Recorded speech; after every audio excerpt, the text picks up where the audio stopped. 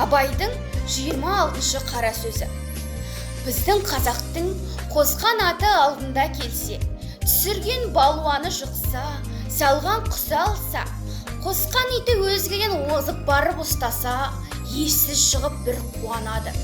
Білмеймін, содан артық қуанышы бар ма екен? Әй, жоқ та шығар. Осы қуаныш бәрі де қарындастың ортасында бір хайуанның өнерінен артылғанына, я бір бөтен адамның шыққанына мақтанарлық не орны бар? Ол озған алған, шыққан өзі емес, яки баласы емес.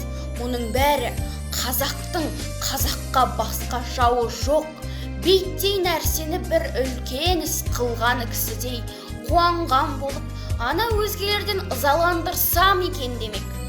Біреуді ызаландырмақ шариғатта харам, шаруаға залал, ақылға теріс.